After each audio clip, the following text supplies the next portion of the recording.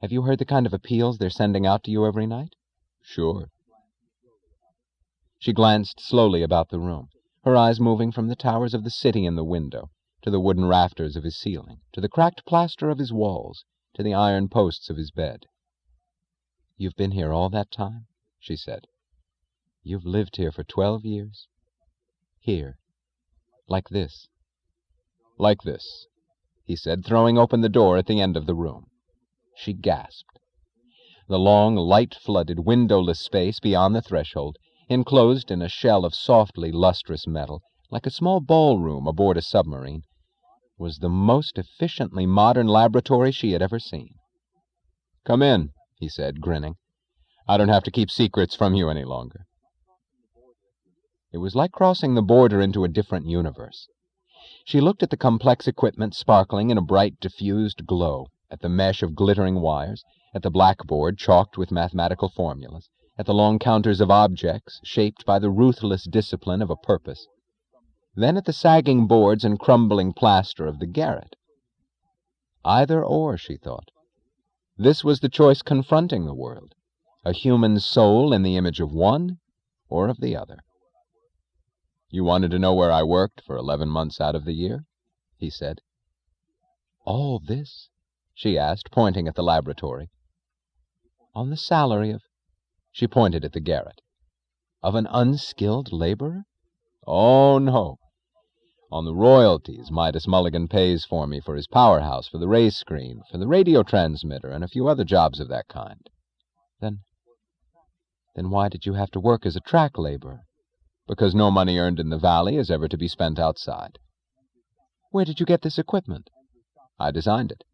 Andrew Stockton's foundry made it." He pointed to an unobtrusive object the size of a radio cabinet in a corner of the room.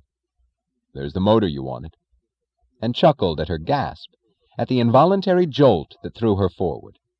"Don't bother studying it. You won't give it away to them now."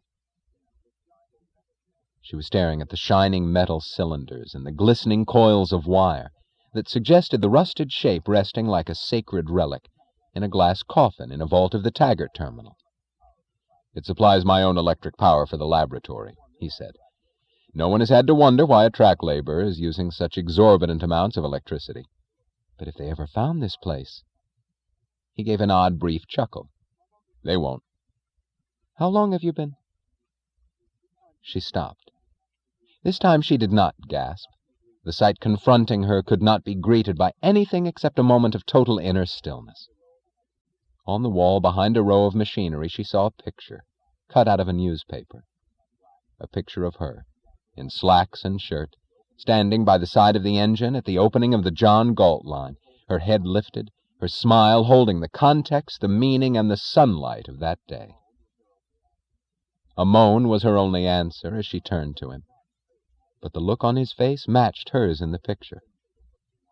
"I was the symbol of what you wanted to destroy in the world," he said, "but you were my symbol of what I wanted to achieve." He pointed at the picture. "This is how men expect to feel about their life once or twice as an exception in the course of their lifetime. But this is what I chose as the constant and normal." The look on his face, the serene intensity of his eyes and of his mind, made it real to her now in this moment's full context, in this city. When he kissed her, she knew that their arms holding each other were holding their greatest triumph, that this was the reality untouched by pain or fear, the reality of Halley's Fifth Concerto. This was the reward they had wanted, fought for, and won. The doorbell rang. Her first reaction was to draw back, his to hold her closer and longer. When he raised his head, he was smiling. He said only, "Now is the time not to be afraid." She followed him back to the garret. She heard the door of the laboratory clicking locked behind them. He held her coat for her silently. He waited until she had tied its belt and put on her hat. Then he walked to the entrance door and opened it. 3 of the 4 men who entered were muscular figures in military uniforms, each with 2 guns on his hips, with broad faces devoid of shape, and eyes untouched by perception. The 4th, their leader, was a frail civilian with an expensive overcoat, a neat mustache, pale blue eyes, and the manner of an intellectual of the public relations species. He blinked at Galt, at the room, made a step forward, stopped, made another step, and stopped. "Yes," said Galt. Are you John Galt?" he asked too loudly. "That's my name." "Are you the John Galt?" "Which one?" "Did you speak on the radio?" "When?" "Don't let him fool you." The metallic voice was Dagny's, and it was addressed to the leader. "He is John Galt. I shall report the proof to headquarters. You may proceed." Galt turned to her as to a stranger. "Will you tell me now just who you are and what it was that you wanted here?" Her face was as blank as the faces of the soldiers. "My name is Dagny Taggart.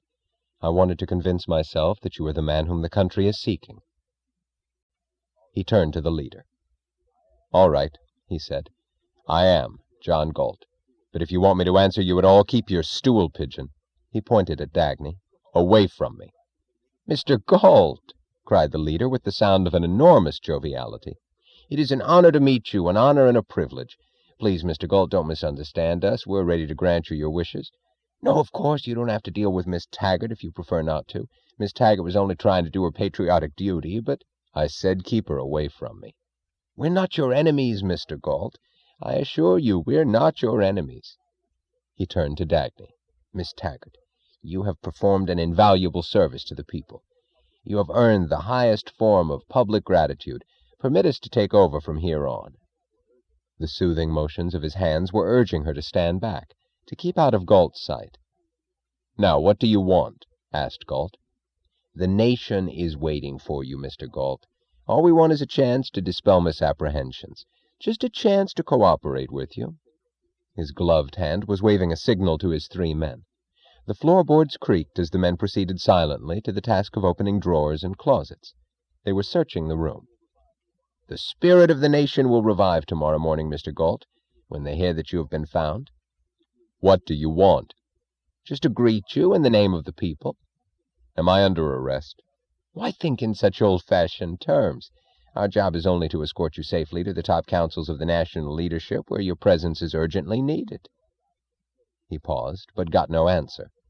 "The country's top leaders desire to confer with you, just to confer, and to reach a friendly understanding." The soldiers were finding nothing but garments and kitchen utensils. There were no letters, no books, not even a newspaper, as if the room were the habitation of an illiterate. "Our objective is only to assist you to assume your rightful place in society, Mr. Galt. You do not seem to realize your own public value." "I do." "We are here only to protect you." "Locked," declared a soldier, banging his fist against the laboratory door. The leader assumed an ingratiating smile. "What is behind that door, Mr. Galt?" "Private property." "Would you open it, please?" "No." The leader spread his hands out in a gesture of pained helplessness. "Unfortunately, my hands are tied. Orders, you know. We have to enter that room." "Enter it." "It's only a formality, a mere formality. There's no reason why things should not be handled amicably. Won't you please cooperate?" I said, "No." "I'm sure you wouldn't want us to resort to any unnecessary means." He got no answer. "We have the authority to break that door down, you know, but of course we wouldn't want to do it." He waited, but got no answer. "Force that lock," he snapped to the soldier. Dagny glanced at Galt's face. He stood impassively, his head held level. She saw the undisturbed lines of his profile, his eyes directed at the door. The lock was a small square plate of polished copper, without keyhole or fixtures. The silence and the sudden immobility of the 3 brutes were involuntary, while the burglar's tools in the hands of the 4th went grating cautiously against the wood of the door. The wood gave way easily, and small chips fell down, their thuds magnified by the silence into the rattle of a distant gun. When the burglar's jimmy attacked the copper plate, they heard a faint rustle behind the door, no louder than the sigh of a weary mind. In another minute the lock fell out, and the door shuddered forward the width of an inch. The soldier jumped back. The leader approached, his steps irregular like hiccups, and threw the door open. They faced a black hole of unknown content, an unrelieved darkness. They glanced at one another, and at Galt. He did not move. He stood looking at the darkness. Dagny followed them when they stepped over the threshold, preceded by the beams of their flashlights. The space beyond was a long shell of metal, empty but for heavy drifts of dust on the floor, an odd grayish-white dust that seemed to belong among ruins undisturbed for centuries. The room looked dead, like an empty skull. She turned away, not to let them see in her face the scream of the knowledge of what that dust had been a few minutes ago. "Don't try to open that door," he had said to her at the entrance to the powerhouse of Atlantis. "If you tried to break it down, the machinery inside would collapse into rubble long before the door would give way." "Don't try to open that door," she was thinking, but knew that what she was now seeing was the visual form of the statement. Don't try to force a mind. The men backed out in silence and went on backing toward the exit door, then stopped uncertainly one after another at random points of the garret, as if abandoned by a receding tide. "Well," said Galt, reaching for his overcoat and turning to the leader, "let's go." 3 floors of the Wayne Falkland Hotel had been evacuated and transformed into an armed camp. Guards with machine guns stood at every turn of the long velvet-carpeted corridors. Sentinels with bayonets stood on the landings of the fire stairways. The elevator doors of the 59th, 60th, and 61st floors were padlocked. A single door and one elevator were left as sole means of access, guarded by soldiers in full battle regalia. Peculiar-looking men loitered in the lobbies, restaurants, and shops of the ground floor. Their clothes were too new and too expensive, in unsuccessful imitation of the hotel's usual patrons. A camouflage, impaired by the fact that the clothes were badly fitted to their wearers' husky figures, and were further distorted by bulges in places where the garments of businessmen have no cause to bulge.